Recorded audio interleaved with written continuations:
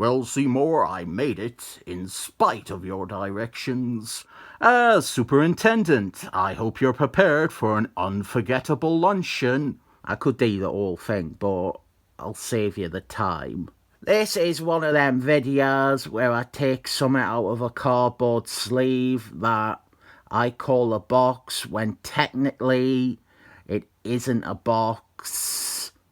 I think this is a Fantastic Force epic collection with some stuff from the 90s.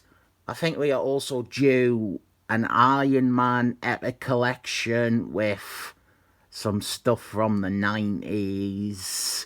So this is going to be some more weak 90s material to go with the last 4 videos I have done on weak material from the 90s. Not this again. When I started this channel, I made the mistake of telling people I was petrified of Draculas. They scare me. Ever since I saw that movie film, Eddie Murphy is the Haunted Mansion, I have not been able to sleep because I am afraid a Dracula is going to come into my bedroom and eat my blood. Some pranksters keep ordering these spooky Dracula books and having them sent to my house. What a bunch of pranksters. Those pranksters sure know their pranks. This is Tomb of Dracula, the complete collection. This is volume 5, which finishes off the run. This collects Tomb of Dracula 55 to 70, as well as Stoker's Dracula 2 to 4, and material from Marvel Preview 12, and Savage Scissors of Colan the Barber 26. If you didn't know what this is, in the 70s, there was a big horror comics boom at Marvel. We got a bunch of mediocre stuff like Werewolf at 8 and Monster of Frankenstein. Some neat art for some of them, but Tomb of Dracula is like the most authentic. It's not really chasing a fad. This is a proper book with a purpose. This is Mark Wolfenstein and John Coleman doing this long, epic story that stands out as a true vision. And on top of everything else, it introduces Wesley Snipes, who is a featured character throughout the series.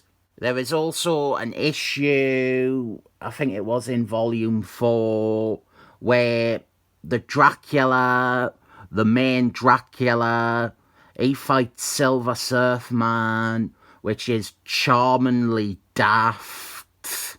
I have not read this.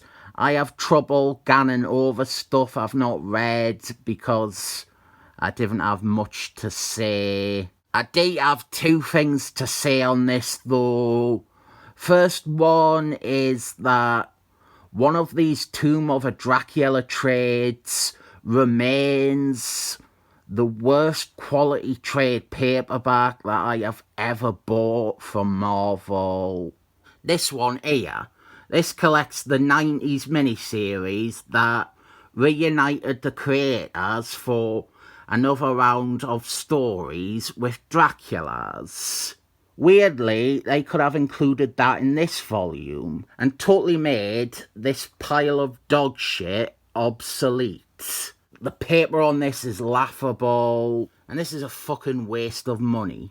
I have not read it. The contents might be okay, but I feel if I were to read this, I am confident that by the end, it wouldn't be readable again. Pages will have come out, text will have smudged to the point of illegibility, and it is just a pile of piss. And I didn't like saying that because I resent Marvel's direction of mostly only putting out expensive big trades like this instead of smaller, more affordable, accessible stuff. Nobody getting into comics is going to throw down 40 quid to sample something. The other thing I can talk about is I do have some history with this book. About 10 years ago, I illegally downloaded the whole series. I read the first batch of issues. They were quite good. But what stopped me dead was that there was a crossover with Werewolf at 8, and I didn't have the appropriate Werewolf at 8 issue. I just had the Tomb of Dracula series, and so I just gave up and stopped there. That is something good about these trades. You get all the stuff off to the side, the black and white magazine stuff. That Werewolf at 8 issue was obviously in the appropriate trade, so I can finally potentially read the series from beginning to end now without encountering any roadblocks. Egads, my roast is ruined. But yeah, I really don't know what's going on, what the big story beats are. I've not read it. One thing that I do know is that at one point, Wesley Snipes gets replaced with a doppelganger. And I know that because the doppelganger has an entry in one of the Marvel Andy books. This here is the final issue, issue 70. And after that we have the Conan the Barber comic. They have included this, but notably they have skipped all the appearances of the Dracula in the Marvel Universe after the series was cancelled. Stuff like the Doctor Strange story, which is really good, or there's a 2-parter, and Defenders 95, which is fantastic. Not that that stuff is really needed. Now things get a bit weird because we have a comic from 12 years ago by Roger Thomas that is just a straight up adaptation of Bram Stoker. The inclusion of this is weird because, as said, it would have made more sense to include that 90s miniseries instead, and this feels random. This is neat to have, I guess, but it is surely not canon and not related to Tomb of Dracula. Or is it? Does Tomb of Dracula make oblique references to the Bram Stoker story as if it is all canon? Bonuses. Here's some writing by Roger Thomas, and here is some more writing.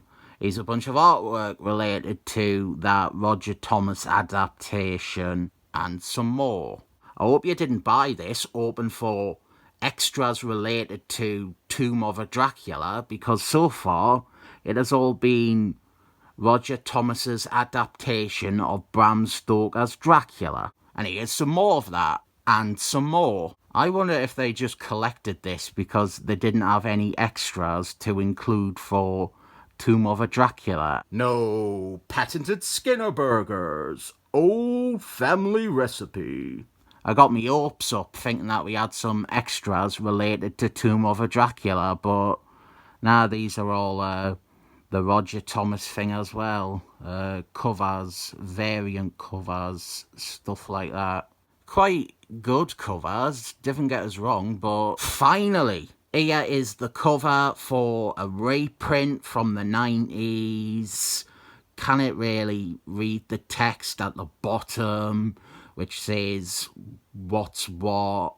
And this was the cover to an omnibus. Again, I am guessing because red on black text is hard to make out at a distance. I could just bring it closer and look. Yeah, it was an omnibus cover.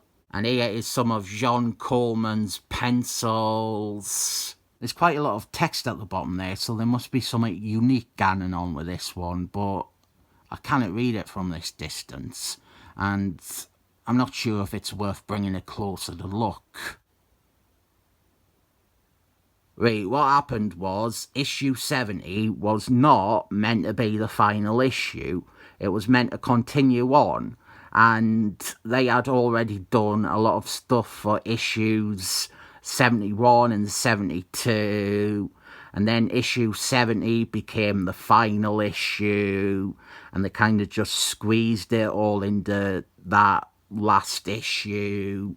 And here is some of the stuff that they had to leave out. So yeah, stuff like this is interesting. These are bonuses I like. I'm into stuff like this. Bits and bobs that didn't get printed or were changed or whatever. Looks like quite a lot was done and left out. I'm surprised Marvel haven't, in the years since, tried to remake issues 70, 71 and 72 the way they were originally intended to run, like as a special anniversary one-shot or something. And there we have some other stuff. Seymour, the house is on fire! No, Mother, it's just the Northern Lights. I didn't like Draculas. They are eerie. If any Draculas are watching this, I am sorry if I have offended you. I think you are all very frightening. Oh, except for the one from that telly show who Marilyn Manson abused in real life. She is a fucking 10-star, 40-carat Dracula. I can live without the Dracula part of her. She's just really fucking cracking. She ain't January Jones, but her as that character, without the Dracula parts, is probably like number 4. She looks phenomenal. Dream woman standard. Do a comic about her. January Jones has never played a Dracula, and that is more proof, if needed, that she is the one for me. I rate this 7 short films about Springfield up.